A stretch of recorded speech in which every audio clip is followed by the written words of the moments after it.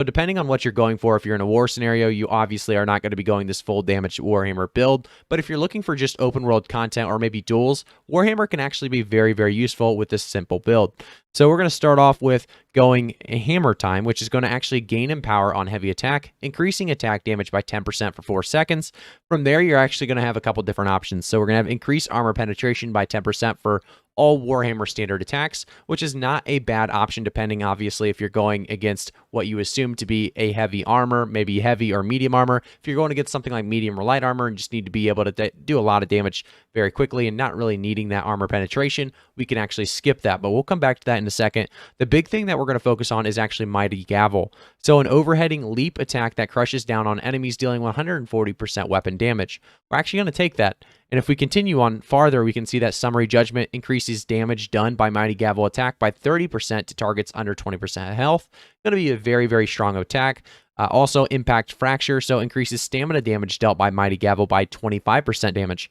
Or sorry, 25%, not really damage there, but you're going to be able to see, like I said, here with this damage and really just providing huge amounts of kind of AoE damage actually as well. So that's one thing to keep in mind. Then we have the Expedite. Expedite, after a successful Mighty Gavel attack, gain haste, increasing your movement speed by 30% for 3 seconds. It's going to be very, very big if you guys need to continue to move around. I will say Expedite's not needed as well. You can also kind of take this one apart and jump into a different passive, but it's going to be up to your gameplay. For now, we're going to take it.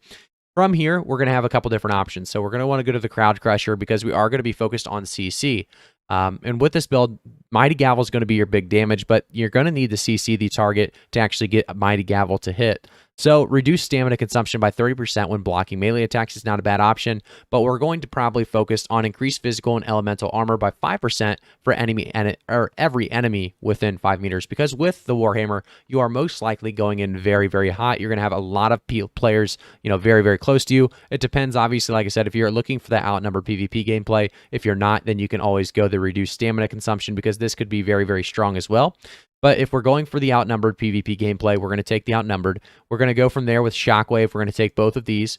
This one, the trauma of the attack causes weaken, decreasing the damage dealt from the target's attacks by 10%. Very, very strong. And then we also have the Crater attack. So this, or not the Crater attack, but the Crater passive here, expanding the effective range of the Shockwave, definitely needed to make sure you can actually hit the Shockwave, because this is going to be the longest CC ability, and it's going to be very hard to hit if you don't have that. From here, we're actually going to go to the Path of Destiny. A lot of people don't realize what the Path of Destiny actually is used for. So Path of Destiny is for, big groups of enemies, obviously. The idea of getting them just kind of slowly, CC'd very, very quickly. But at the same time, you have to realize it's going to be a very dodgeable spell. With that in mind, though, you have to keep realizing that it's all about just wasting their dodge roll. It's all about wasting their stamina, and that's what Path of Destiny is going to be so good for. They usually will dodge twice to make sure they don't mess the first dodge up, and that's something you can take advantage of with your Shockwave. Then going in and doing your Shockwave, and then continuing with the Mighty Gavel, you'll see how that combo can lead to a lot of damage very, very quickly. Obviously, heavy attacks as well on the Warhammer do have a fairly large lunge as well, so that would be a great thing to keep in mind. If we go over to the Crowd Crusher, we can actually see there's a bunch of different passives that we can go with. We're going to start with the Juggernaut side of things, though. So exhaustive attacks, all Warhammer abilities applies exhaust. So this is going to be very, very strong against people going light armor or anybody just focused on mobility. Exhaustive attacks, going to be a huge deal. We're going to take that. We also have Quick Recovery. Reduce Warhammer cooldowns by 7% with heavy attacks. Could be very, very strong, depending if you are able to get those heavy attacks off. I do like Quick Recovery because we are going to be focused on getting Justice for All. We are going to need some more passives on this side of the Juggernaut table. So we have Power Through Pain. For 1 second after taking damage, deal 20% more damage. This is absolutely huge and necessary if you are able to hit a Mighty Gavel after possibly getting attacked. Also, you can use this, with your Shockwave.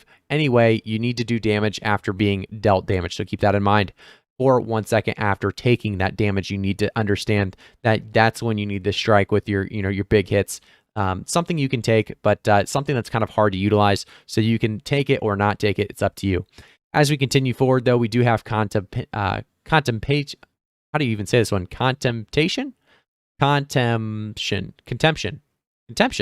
I don't know why it was so hard to read. I was kind of saying I'm not even sure what I was going with, but Comptention is definitely one that increases damage done with heavy attacks by 15% to targets under 30% health. If you need to last hit somebody with a heavy attack, this could be very, very useful. We also have Hardened Steel, so adds grit to Warhammer heavy attacks, making them uninterruptible. That's going to be the most important, obviously, to continue making heavy attacks viable on the Warhammer. From there, we're going to take Justice for All. If you guys don't know what Justice for All does, well, pressing a basic attack during Mighty Gavel to add a second attack that deals 180% weapon damage. So keep that in mind. It's going to be very, very strong, that second attack with Mighty Gavel, making the Warhammer do tons of damage. So one thing to keep in mind is, like I said, the heavy attacks are very, very important with this build. You're going to want to keep those going so you can actually get those cooldown reductions. And then keep in mind as well, you have grit on those heavy attacks, so they cannot be interrupted. It's going to make you very, very strong, very, very hard to deal with.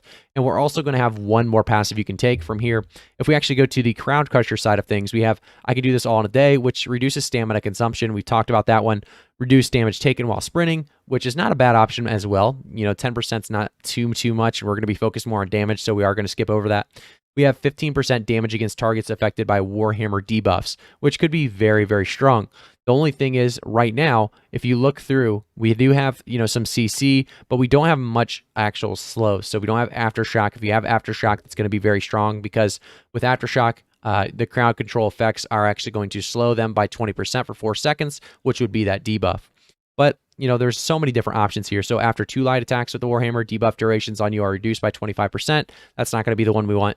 We also have Gain Haste, increasing movement speed by 10% for 2 seconds after hitting a target with an active debuff. So there's a lot of different possibilities here. Like I said, there's going to be a ton of different options, but with Concussive Impact, you are going to get this after CCing a target with your